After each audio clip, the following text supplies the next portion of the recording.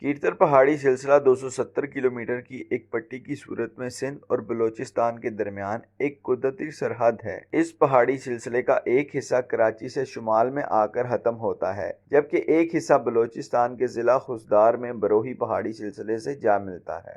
اس پہاڑی سلسلے کے سب سے اونچے پہاڑ کا نام ڈاریا رو پہاڑ ہے، جو سطح سمندر سے 7000 فیٹ کی بلندی پر واقع ہے۔ اس عظیم الشان پہاڑ پر ایک وفادار کتے کی قبر موجود ہے۔ پرانے زمانے کی بات ہے، ایک دفعہ ڈاریا رو پہاڑ کی ایک چوٹی پر ایک بروہی نوجوان اپنی کدال سے قبر کھود رہا تھا۔ وہ دکھ سے نڈال تھا اور پسینے میں ڈوبا ہوا تھا۔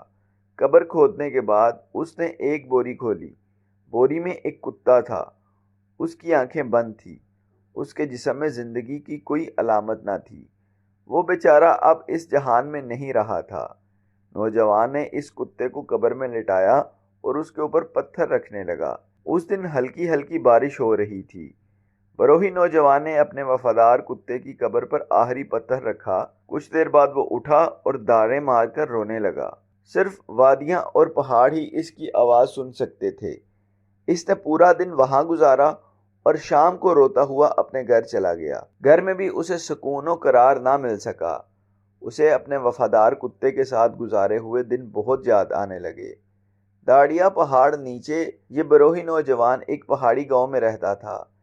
ایک دن اس نے ایک چھوٹے سے کتے کو پہاڑوں میں بھٹکتے ہوئے دیکھ لیا۔ یہ چھوٹا سا کتا بہت ہی خوبصورت تھا۔ نوجوان نے اسے پکڑ لیا اور جھونپڑی میں لے آیا۔ نوجوان نے اس کا بہت خیال رکھنے لگا۔ کتا جوان ہو گیا۔ وقت گزرنے کے ساتھ بروہی نوجوان اور کتے کا پیار بڑھنے لگا۔ وہ دن رات مالک کے ساتھ رہتا۔ پوری وادی میں ان کے پیار اور محبت کے چرچے ہونے لگے۔ گاؤں میں ایک دکان تھی جہاں ضرورت کا سامان مل جاتا تھا۔ نوجوان اس دکان سے گھر کے لیے سودا سلف لینے کتے کے ساتھ اس کی دکان پر اکثر جایا کرتا تھا۔ ایک سال خدا کا کرنا ایسا ہوا کہ بارش نہ ہوئی۔ ظاہر ہے کہ بارش نہ ہونے کے باعث فصل نہ ہو سکی۔ نوجوان نے دکاندار سے کہا کہ ایک سال تک اسے ادھار سامان دیا جائے۔ کچھ سوچ کر دکاندار نے کہا وہ اپنا کتا قرض کی ادائیگی تک یہاں ضمانت کے طور پر چھوڑ جائے۔ غریب اور مجبور نوجوان کو ایسا ہی کرنا پڑا۔ اپنے کتے سے جدا ہونے کا اسے بہت افسوس تھا۔ وہ زمین پر بیٹھ گیا۔ اس نے کتے کے کان میں کہا، اپنے نئے مالک سے وفادار رہنا۔ جب تک میں قرض ادا نہ کروں واپس ہرگز نہ آنا۔ معصوم جانور کی آنکھوں میں بھی آنسو آ گئے۔ وہ اپنے مالک کا دکھ شدت سے محسوس کر رہا تھا اور اپنے آپ کو نئے مالک کے ساتھ عارضی طور پر رہنے کو تیار کر رہا تھا۔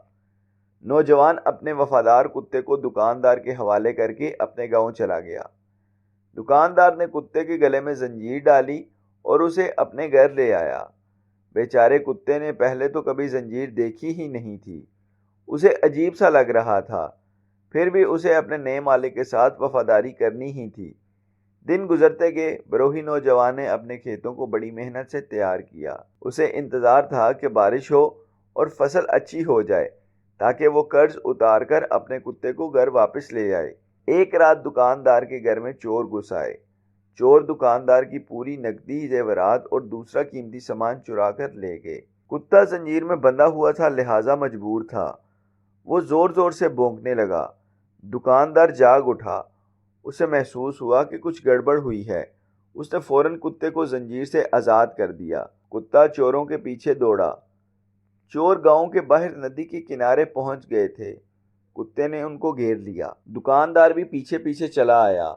اس کے ساتھ ہی گاؤں کے بہت سارے لوگ بھی لاٹھیاں اور کلہاڑیاں لے کر وہاں آ گئے۔ اس طرح چور وہیں سامان چھوڑ کر بھاگ گئے۔ دکاندار کتے کے اس کارنامے پر بے حد خوش ہوا اور کتے کو آزاد کرنے اور اپنے اصل مالک کے پاس واپس بھیجنے کا ارادہ کر لیا۔ تمہارے وفادار کتے نے مجھے بے حد خوش کر دیا۔ اس نے میری قیمتی چیزیں، نقدی اور ساز و سامان چوری ہونے سے بچا لیا ہے۔ میرے خیال میں تمہارے کتے نے تمہارا قرض چکا دیا۔ اب تم میرے قرض دار نہیں ہو۔ تمہارے کتے کو آزاد کر کے تمہارے پاس بھیج رہا ہوں۔ دوسرے دن دکاندار نے کتے کے گلے میں یہ پرچی ڈالی اور زنجیر کھول کر کتے کو اپنے پرانے مالک کے گھر جانے کا حکم دے دیا۔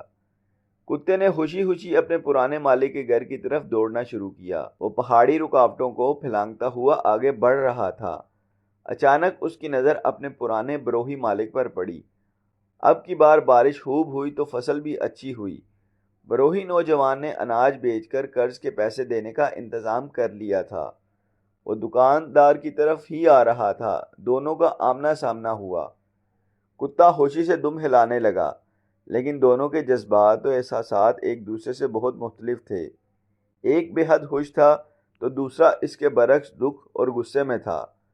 کتے نے سوچا کہ اس کا پرانا مالک اس کی بہادری پر بہت خوش ہوگا اور اسے بہت پیار کرے گا، جبکہ بروہی نوجوان سمجھ رہا تھا کہ یہ دکاندار کے ہاں سے بھاگ آیا ہے، اس لیے شرمندگی اور ذلت کا باعث بنا ہے۔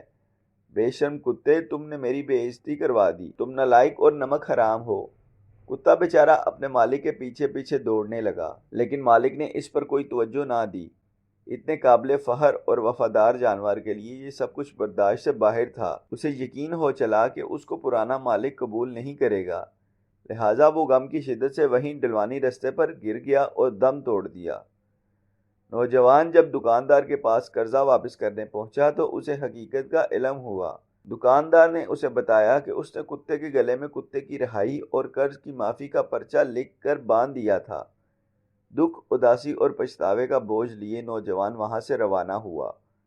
ہلکی ہلکی بارش تھی، لیکن اس نوجوان کے دل میں تو دکھ اور پشیمانی کی تپش تھی۔